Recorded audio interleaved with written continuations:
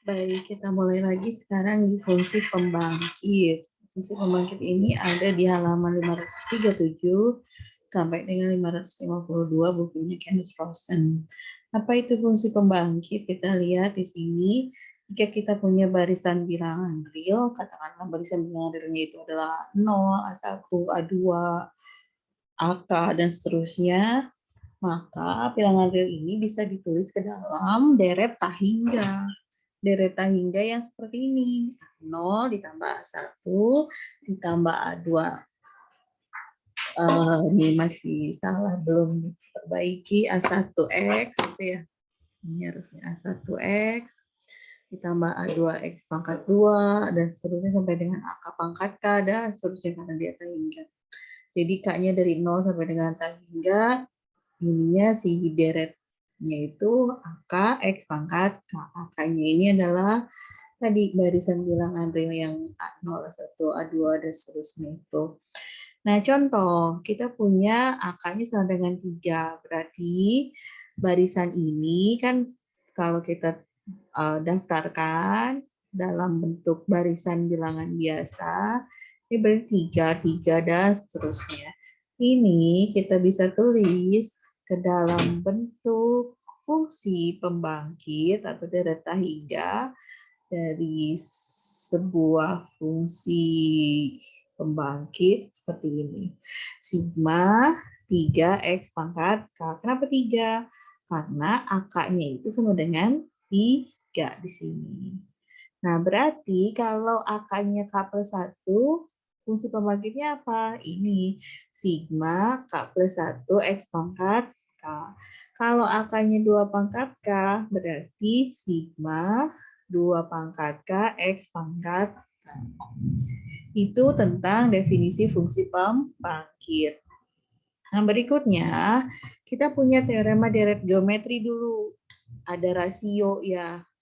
Jadi kalau misal kita mau menghitung S hingga dari Sn, ya biasanya dulu Sn, itu kan sama dengan A dikali R pangkat N dikurangi 1 gitu ya. Dibagi dengan R min 1 gitu. So, kalau misal si N-nya itu mulai dari 1 ya, tapi karena ini mulainya dari 0, berarti R, N plus 1. Nah, ini sama aja ke situ. Kalau R-nya itu tidak sama dengan 1. Lalu kalau R-nya sama dengan 1, bagaimana jumlahnya? Ini. Gitu. N ditambah 1 dikalikan dengan A. Nah, sekarang kita punya contoh di sini. Tentukan fungsi pembangkit dari barisan bilangan. Ini barisan bilangannya hingga ya. 1, 1, 1, dan konstan. Semuanya 1 anggotanya. Berarti fungsi pembangkitnya kan kita bisa tulis sebagai A0, A1X, A2X kuadrat. Karena A-nya 1, berarti ya ini fungsi pembangkitnya 1 ditambah X tambah X kuadrat tambah X pangkat 3 sampai dengan X pangkat 5. Kenapa? Karena hanya ada 6 bilangan saja barisannya di sini. Gitu. Nah, ini kalau kita lihat dari deret geometri tadi, ini si 1 tambah X sampai dengan X pangkat 5 kita bisa tulis seperti ini kan, dalam bentuk sigma. Sigma X pangkat K, K-nya dari 0 sampai 5. Berarti, kalau kita lihat di sini definisi sigma yang tadi, yang deret geometri tadi, ini A-nya sama dengan 1. Si R-nya itu di sini X. Berarti X pangkat N-1, N plus 1. N-nya 5. 5 plus 1, 6. Dikurangi A. A-nya tadi 1. Dibagi dengan R. R-nya di sini adalah X. X dikurangi dengan 1. Jadi, ini fungsi yang tadi, yang dalam bentuk deret, kita bisa tulis dalam bentuk fungsi yang lebih sederhana gitu. Inilah yang kita sebut sebagai fungsi pembangkit. Jadi deret hingga bentuknya kita bisa tulis di dalam menjadi sebuah bentuk sederhana, menjadi sebuah fungsi pembangkit. Atau bisa juga kita bilang dia sebagai rumus eksplisit dari sebuah barisan bilangan gitu ya. Jadi nanti kita bisa menentukan barisan bilangan berikutnya itu berapa dari rumus eksplisit ini, dari fungsi pembangkit yang sudah diketahui tadi. Nah, berikutnya kita dulu pernah mendengar tentang teorema binomial. Jadi binomial itu kita mengekspansi penjumlahan dua variabel dipangkatkan n. N itu adalah bilangan bulat tak negatif. Ekspansinya bagaimana? Ini. Jadi kalau x ditambah y pangkatkan n, dia akan sama dengan koefisien-koefisiennya itu mengikuti kombinasi NK gitu ya. K-nya mulai dari 0 ya sampai dengan N tadi pangkatnya berapa gitu. Nah, ini ekspansinya sudah ada. Dulu pernah dibuktikan di teori bilangan ya kalau tidak salah. Sekarang kita langsung ke contohnya saja. Misal ada sebuah M, bilangan bulat positif, terus kita punya deret, kita punya barisan. Barisannya itu dalam bentuk kombinasi MK. K-nya dari 0 sampai dengan si M tadi. Kemudian, kalau begitu, fungsi pembangkitnya kita bisa tulis seperti apa? Oh, ini deret dari fungsi pembangkitnya itu, deret hingganya. Berarti CM0, CM1X, CM2, maksudnya itu kombinasi ya. Kombinasi M0, kombinasi M1, kombinasi M2, X pangkat 2, dan seterusnya. Sampai dengan X pangkat M, karena di sini hingga ya, bilangannya. Berarti karena tulisan CMO ini kita lebih familiar dengan kombinasi yang biasa seperti ini, baik di teorema binomial pun kita tulis jadi MK seperti ini. Kalau begitu, deret yang tadi kita bisa tulis dalam bentuk sigmanya seperti ini. MK X pangkat MK, si Y-nya itu kan karena di sini nggak ada ya, berarti dia sebetulnya ada tapi satu bilangannya gitu. Nah, X pangkat M min K kali 1 pangkat K. Ini kan mengikuti bentuknya dari teorema binomial. Ya enggak? Nah, ini kan N min K, ini Y pangkat K. Y-nya di sini 1 pangkat K. Jadi kita bisa tulis dia sebagai X plus 1 pangkat M. Ini adalah fungsi pembangkitnya dari barisan bilangan yang AK sama dengan kombinasi M, K-nya dari 0 sampai dengan N. Oke, berikutnya kita punya deret kuasa 1 per 1 min X. 1 per 1 min X ini adalah fungsi pembangkit dari barisan bilangan 1, 1, 1, dan seterusnya. Kenapa? Karena kalau kita ekspansikan 1 per 1 min X, ini menjadi deret hingga.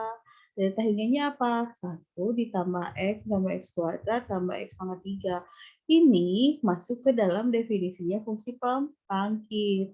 Gitu. Jadi koefisien-koefisien deret hingganya ini adalah barisan bilangan yang fungsi pembangkitnya adalah ini.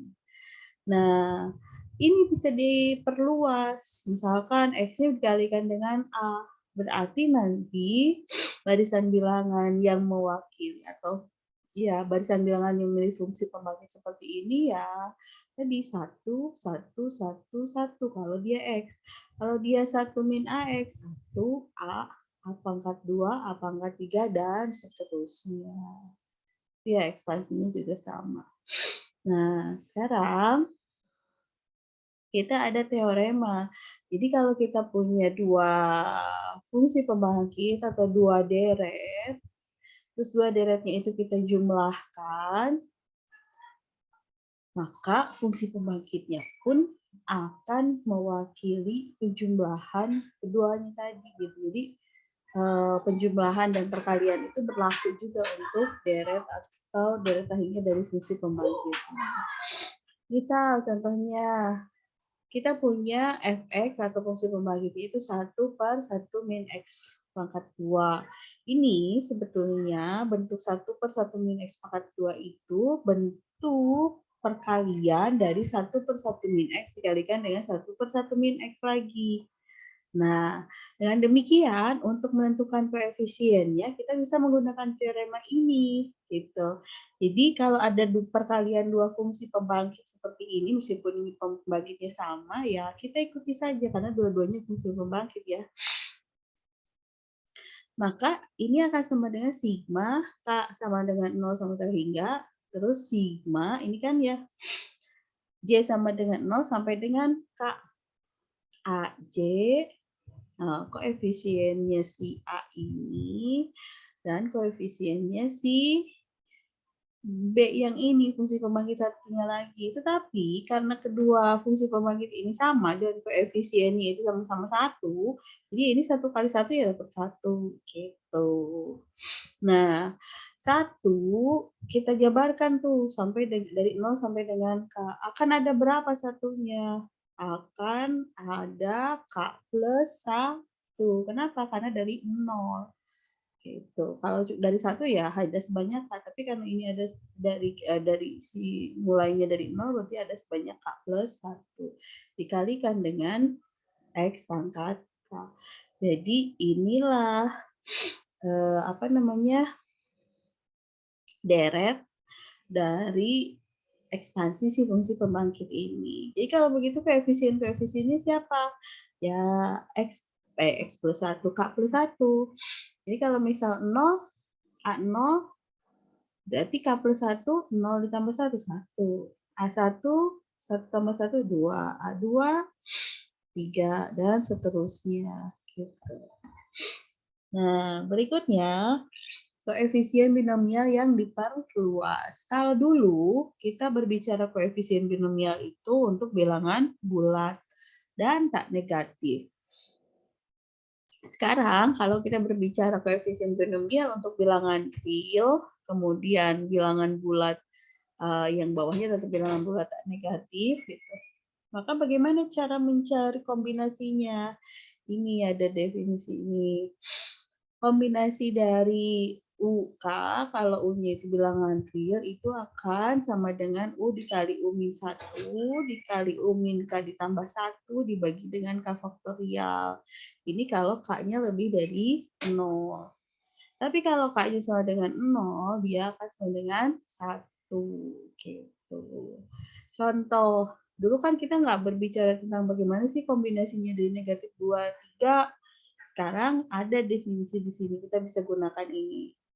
Negatif 2, 3 itu akan sama dengan negatif 2 dikali negatif 2 kurangi 1, negatif 2 dikurangi 2, gitu. Negatif 2 dikurangi 3 ditambah 1, 2 juga. Dan sama ditulisnya satu kali saja. Gitu ini. Jadi dapatlah bagi dengan 3 faktorial dapatlah negatif 4. Begitupun dengan setengah per setengah 3, kombinasi setengah 3 setengah dikurangi setengah kurang 1 dikali setengah kurang 2 ditambah ya setengah kurang 2 setengah kurang 2 ditambah kurang 3 ditambah 1 ini kan sama aja ya. Jadi tulisnya satu kali gitu. Nah, jadi U min K plus 1. Nah, jadi dapatlah 1/16 begitu. Nah, sekarang karena kita sudah punya koefisien binomial yang diperluas, berarti kita bisa dapat teorema binomial yang diperluas juga. Artinya apa? Kalau kita punya ini, X-nya bilangan real, terus si N-nya itu adalah bilangan bulat, tapi ini masih N ya. Nah, ini di sini N, di sini U. Ini saya ganti U aja.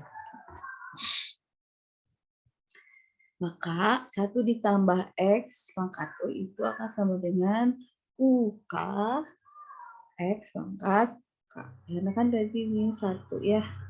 Gitu. Contoh, tentukan barisan bilangan dari fungsi pembangkit yang seperti ini. 1 ditambah X pangkat negatif N. Kita lihat nih, 1 ditambah X pangkat negatif N ini kan bisa masuk ke dalam teori binomial diperluas ini ya. Jadi dia akan sama dengan sigma UK negatif N gitu. K gitu ya. Terus X pangkat K. Nah, negatif N itu akan sama dengan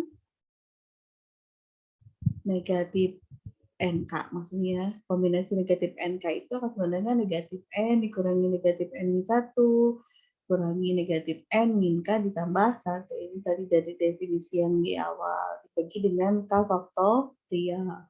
Sekarang negatifnya kita distribusikan negatif satunya. Jadi kan ada sebanyak apa? Sebanyak K di sini. Jadi di sini negatif 1 pangkat K. Gitu ya. Nah, berikutnya ini kita kalikan dengan N-1 per N-1, tapi dalam faktorial. Yang bawah berarti jadi K faktorial kali N-1. Yang atas, ini kan dari N-1, terus kalikan dengan N, dikali N plus 1, dikali dengan N plus 2, sampai dengan N plus K min 1. Ini sama aja dengan N plus K min 1 faktorial. Gitu. Kan N min 1 faktorial, sorry, kenapa di situ?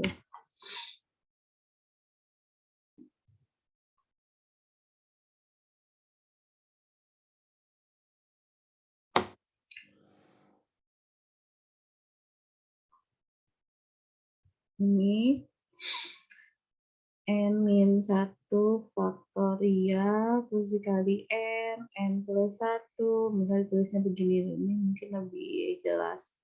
K min 1, ini kalau misal ininya dilepas gitu, faktorialnya, terus kita pindahkan sampai akhir, ini kan jadinya N plus K min 1 faktorial gitu ya. Nah, berikutnya, ini N plus K min 1 faktorial, ini K faktorial N min 1 faktorial. N plus K min 1 faktorial, kalau kita kurangi K, jadinya kan N min 1 ya. Berarti yang ini, nih, sebetulnya kita bisa tulis ke dalam kombinasi itu. Gitu. Nah, berarti kita punya rumus untuk atau deret untuk 1 plus X pangkat min N itu sama aja dengan sigma negatif 1 pangkat K N plus K min 1 K dalam kombinasi gitu. Ini X pangkat K. Artinya apa? Artinya bahwa barisan bilangannya itu adalah ini. Inilah si akaknya gitu. Makanya itu ya negatif 1 pangkat K, N ditambah K min 1, K dalam bentuk kombinasi. Berikutnya, bagaimana kalau 1 min X pangkat negatif N? Ini kan ekspansi juga atau perluasan dari yang tadi ya. Nah, sebetulnya X dikurangi 1 dikurangi X itu kan sama aja dengan 1 ditambah negatif X. Nah, berarti si ini X-nya tadi kita ganti jadi negatif X. Ini kan tadi kita udah dapat ya, negatif 1 pangkat K, N plus K min 1 K, dan untuk kombinasi, terus si negatif X ini bisa aja kita tulis sebagai negatif 1 kali X. Tapi karena dipangkatkan K, berarti negatif 1 pangkat K. Ini ada negatif 1 pangkat K, ini juga negatif 1 pangkat K. Jadi 1 pangkat K. K kuadrat ya, tapi kan 1 pangkat berapapun jadinya 1. Jadi di sini tinggal ini aja, N ditambah K dikurangi 1, K kombinasi. Berarti AK-nya siapa? AK-nya adalah ini. Ini adalah AK. Gitu. Oke, berikutnya. Kita aplikasikan fungsi pembangkit untuk mencari banyaknya solusi dari persamaan ini, E1, E2, E3. Sama dengan 17 kalau dijumlahkan gitu ya. Bilangan bulat dijumlahkan sama dengan 17. Yang pertama bilangan bulatnya itu harus ada di antara 25, 2 sampai 5, 2 boleh, 5 juga boleh. Yang bilangan bulat kedua 3, 6, 3, 4, 5, 6 di antara itu. Yang bilangan bulat ketiga itu ada di antara 4, 7, 4, 5, 6, 7 itu boleh. Ada berapa banyak solusi?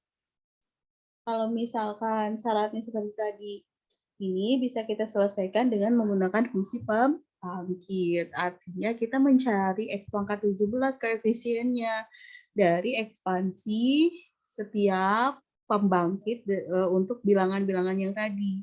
Bilangan yang pertama, pembangkitnya siapa aja? X pangkat 2, X pangkat 3, X pangkat 4, X pangkat 5. Karena bilangan pertama itu haruslah lebih besar sama dengan 2 kurang dari 5. Jadi dia boleh 2, boleh 3, boleh 4, boleh 5. Kalau bilangan yang kedua, dia dari 3 sampai dengan 6. Berarti boleh 3, boleh 4, boleh 5, boleh 6. Jadi ini ekspansinya seperti ini. Bilangan yang ketiga, dia dari 4 sampai dengan 7. Berarti ekspansinya seperti ini. Nah, kita cari X pangkat 17. Kalau misal di sini 2, kita ambil 2 bilangan sini, ini paling besar kan 6. 2 tambah 6, 8. 8 ini paling besar 7, nggak nyampe di 17. Berarti 2 nggak bisa kita ambil untuk bilangan pertama. Bilangan kedua, kalau kita ambil dia 3, di sini paling besar 6. 9. 9 di sini paling besar 7. Nggak nyampe juga di 17, berarti nggak bisa juga 3. Berarti kita baru bisa mengambil X pangkat 4.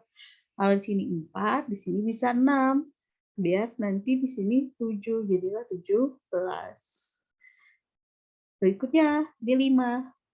6, terus di sini 6. 17 juga ya. 11 sama 6. Terus ini 5. Di sini mesti 5, di sini mesti 7. Ini nggak bisa 6. Kenapa? Karena dia cuma sampai 5. Tidak boleh lebih dari 5. Jadi cuma ada 3 cara saja atau 3 solusi saja untuk memperoleh penjumlahan sama dengan 17 dengan bilangan-bilangan yang sudah ditentukan tadi. Nah, berikutnya, ini masih aplikasi fungsi pembangkit. Masih sama dengan yang tadi, hanya kita dalam bentuk soal cerita. Jadi kita punya 8 buah kue identik. Misal kuenya kue-kue kemasan, kan biasanya kue-kue kemasan kayak Oreo, jangan salah, jangan menyebutkan merek. Kayak kue-kue yang itu bentuknya identik. Kita mau bagikan kue itu pada 3 anak yang berbeda. Masing-masing itu 2 paling sedikit dan tidak boleh lebih dari 4. Berarti kan ekspansinya sama aja dengan yang tadi ya. Anak pertama paling sedikit 2 dan nggak boleh lebih dari 4. Berarti kan di sini ekspansi persamaannya dari X pangkat 2, X pangkat 3 sampai dengan X pangkat 4. Anak kedua anak kedua ya. Ini kenapa jadi 3? Ini maksudnya anak kedua. Nah, anak kedua juga sama, begitupun dengan anak ketiga. Berarti kalau kita membagikan 8 kue, sebenarnya kita mengekspansi, mencari koefisien dari X pangkat 8 untuk ekspansi ini, gitu kan ya. Kita lihat, kita ambil dari yang terkecil aja dulu. Kalau misalnya ini 2, berarti yang di sini bisa ambil 2. Ambil 3 bisa nggak? Bisa, tapi kita coba dari yang kecil dulu. Ini 4, oke bisa. Ini 2, di sini 3, di sini 3, semua dari 8. Terus sampai dengan di sini paling banyak 4. Ini 2, ini 2. Selesai karena udah nggak bisa lagi 5 nggak boleh di syaratnya gitu. Jadi ada berapa? Ada 6 cara untuk membagikan 8 kue dengan syarat yang tadi gitu. Nah, sekarang kita mau coba pakai fungsi pembangkit untuk menyelesaikan relasi rekursif atau mencari rumus eksplisitnya sebuah relasi rekursif. Katakanlah relasi rekursifnya itu seperti ini. AK sama dengan 3AK min 1. Di mana 0 sama dengan 2. Sikanya itu 1, 2, 3, dan seterusnya. Misal, GX itu adalah fungsi pembangkitnya dari AK. Berarti si GX ini kita bisa tulis sebagai deret seperti ini, AK kali X pangkat K, karena dia fungsi pembangkitnya ya. Sekarang, kalau GX dikalikan X, berarti deretnya pun akan berubah. Deret si GX-nya ini. Jadi X pangkat K plus 1. Kenapa? Karena X-nya bertambah 1. Gitu. Karena yang tadi dikalikan GX ya. Terus, kalau misalkan kita geser K-nya tidak dimulai dari 0, tapi kita mulai dari 1, berarti AK-nya pun bergeser. Akan dimulai dari AK min 1. Nah, sehingga kalau kita kurangkan GX dengan 3X GX, gitu. XGX-nya kan kita udah punya ini ya deretnya ya. 3-nya tinggal nanti dikalikan 3. Kita dapat sigma ini. AK pangkat AK X pangkat K, K-nya dari 0 ini. Terus 3 XGX kan ini ya. Sigma K mulai dari 1 di sini. AK min 1 X K plus 1. Nah, sekarang biar dia dimulai dari 1, kita ekspansi 0-nya. Jadi A0 dikali dengan X pangkat 0. X pangkat 0 kan 1. Berarti ini tinggal A0. Di sigmanya ini udah mulai sama-sama dari mulai 1. Gitu. Jadi AK ini bisa masuk ke sini. AK dikurangi 3. AK-nya kan bisa masuk karena dia kan konstanta ya. Dia bisa di luar sigma atau di dalam sigma sama saja. Mau didistribusikan di luar sigma boleh, tapi karena ini kita mau distribusikan lagi, asosiasikan lagi, berarti kita masukkan lagi dia ke sigma. Jadi 3 AK min 1. Ini jadinya X K plus 1. Gitu. Nah, sekarang karena tadi kan AK itu di relasi rekursifnya sama dengan 3AK min 1, AK 3AK min 1. Ini dua yang sama, berarti kalau dikurangi ya 0 ya. 0 dikali ini 0, deret 0 semuanya. Jadi tinggallah si GX dikurangi 3X GX itu ya A0 ditambah 0. A0-nya karena 2, ya dia sama dengan 2. Terus GX dikurangi 3X GX itu kan kalau misalnya kita distribusikan sama aja dengan 1 min 3X kalikan dengan GX GX-nya didistribusikan keluarkan. Nah, sekarang kita punya ini 1 min 3X GX itu sama dengan 2. Jadi kalau begitu GX-nya akan sama dengan 2 per 1 min 3X. Nah, ini kita masih ingat tadi ada fungsi atau deret kuasa 1 per 1 min X. Ini bisa diperluas betulnya menjadi yang di sini. 2-nya dikeluarkan gitu ya. Jadi 2 per 1 min 3X itu kan sama aja dengan 2 dikali 1 per 1 min 3X. Ini kan ada tadi kita punya deret fungsi atau deret kuasa 1 per 1 min AX. Nah, deret kuasanya apa tadi katanya?